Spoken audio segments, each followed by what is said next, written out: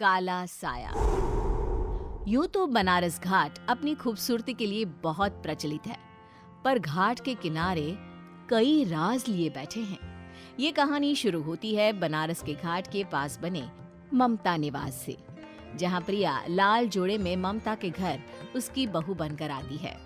आओ आओ बहू, घर को अपने पैरों से पवित्र करो। ममता घर की दहलीज पार कर ही रही होती है कि अचानक एक बहुत गंदी सी बास पूरे घर में फैल जाती है।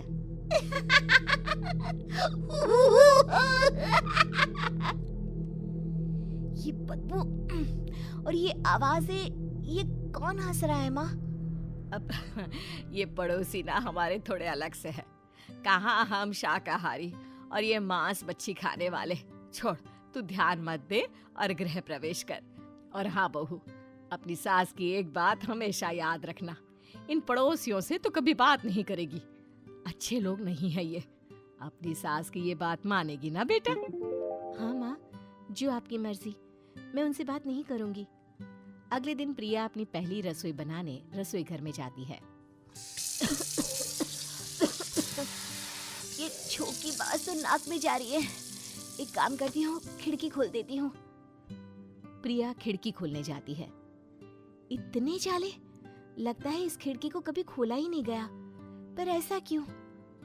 ओह, नॉन वेज की स्मेल आती होगी ना। 2 मिनट के लिए खोल लेती हूँ, फिर बंद कर दूंगी। प्रिया खिड़की खोलती है। खिड़की खोलते ही उसकी नजर सामने वाले घर की खिड़की पर पड़ती है, जहाँ एक लड़की खड़ी होती है। हाथों में मेहंदी, लाल रंग की साड़ी, बिल्कुल सजी धजी, मानो प्रिया की तरह ही वो भी नई नवेली बहू हो। वो प्रिया को देखकर मुस्कुराती है। हे भगवान, माँ ने तो इनसे बात करने को मना किया था। प्रिया फौरन ही खिड़की बंद कर देती है और तवे पर चढ़े रोटी की ओर देखने लगती है, पर वहाँ रोटी न होकर मछली पड़ी होती है। ये क्या? पहली ही रसोई में इतनी बड़ी गलती। हे भगवान, अब मैं क्या करूं? प्रिया बहुत डर जाती है और फौरन रसोई की सफाई करने और फिर सभी के लिए खाना बनाने लग जाती है। जब वो सबको खाना परोसती है, सब तो ठीक है, मैं बेकार में चिंता कर रही थी। हे भगवान, ऐसे ही बस अपनी कृपा बनाए रखना। रात के वक्त जब सब सो रहे होते हैं, तब प्रिया को पायल की आवाज सुनाई देती है, जिससे उसकी आंख खुल जाती है। ये पायल की आवाज कहाँ से आ रही है? प्रिया उठकर उस आवाज के पीछे छत की सीढ़ियों तक जाती है। तभी उसे बच्चे के रोने की आवाज आती है। प्रिया छत पर जाती है तो क्या देखती है? वही लाल साड़ी वाली लड़की अपनी गोद में एक नवजात बच्चे को घुमा घुमा कर सुला रही है। तभी प्रिया की नजर उसके पेट पर पड़ती है। ओह गॉड, ये तो प्रेग्नेंट भी है। सुनिए, बच्चा सो नहीं रहा है क्या? मैं कुछ मदद करूं? नहीं नहीं, आपके घर वालों को अच्छा नहीं लगेगा, मैं संभाल लूंगी। स्नेहा की गोद से बच्चा हाथ मारकर प्रिया की गोद में आने को छटपटाने लगता है। दोनों घर अगल बगल में बने होने के कारण प्रिया उस बच्चे को गोद में ले लेती है। प्रिया के पास आते ही वो सो जाता है। बच्चे का वो स्पर्श रात भर प्रिया भूल नहीं पाती और अगली सुबह वो छत पर कपड़े सुखा रही होती है। तभी उसे एक औरत इशारा करके बुलाती है। स्नेहा कह रही थी बाबू तुम्हारी गोद में आते ही सो गया। मैं गौरी, स्नेहा की माँ हूँ। बहू, घर आना, बाबू को खिला भी लेना। शाम को जब घर पर कोई नहीं रहता, बच्चे से मिलने के लिए प्रिया छिपकर अपनी पड़ोसन के घर चली जाती है और कुछ देर बच्चे को खिलाकर वापस लौट आती है। इसके कुछ दिन बाद ही प्रिया को पता चलता है कि वो माँ बनने वाली है। ममता की खुशी का ठिकाना नहीं रहता।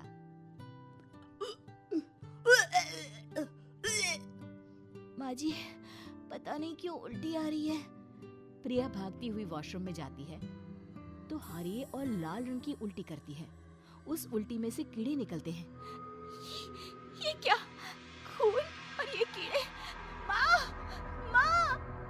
प्रिया की आवाज सुनकर ममता दौड़ कर आती है, पर बेसिन में कुछ नहीं होता। प्रिया हक्की बक्की रह जाती है।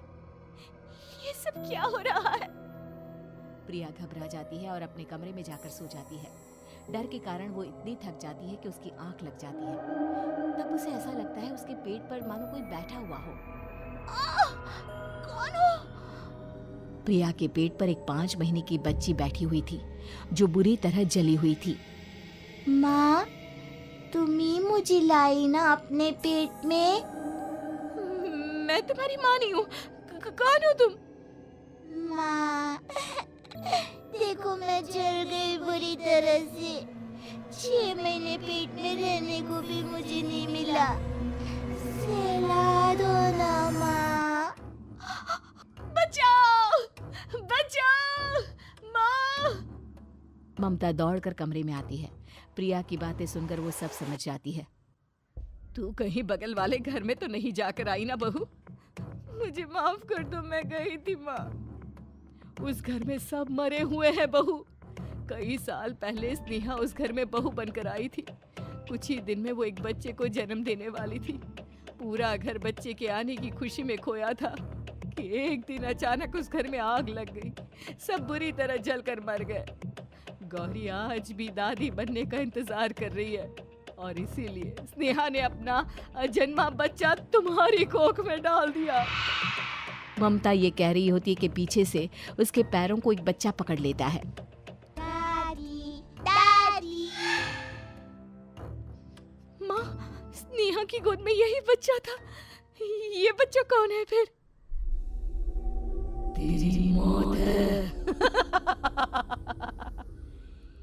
तेरी भी दादी। जिस चीज का ममता को डर था वही हो गया। ममता निवास के ऊपर मौत ने चादर बिछा दी थी।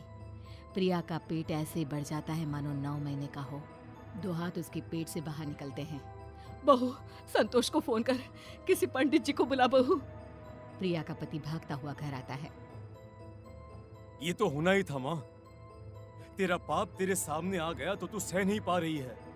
स्नेहा घर में आग लगी नहीं थी, माँ ने लगाई थी, प्रॉपर्टी की लालच में।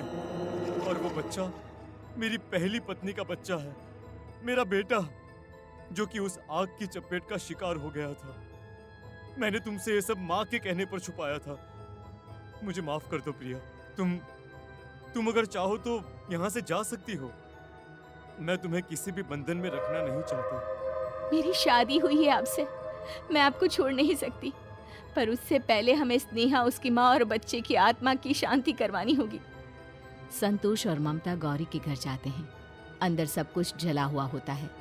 जमीन पर जली हुई लाशें बिखरी हुई थी। ममता रो रो कर अपनी करने की माफी गौरी से मांगती है। प्रिया स्नेहा के घर वालों का अंतिम संस्कार करवा देती है और ममता निवास फिर से आत्माओं के साए से मुक्त हो जाता है।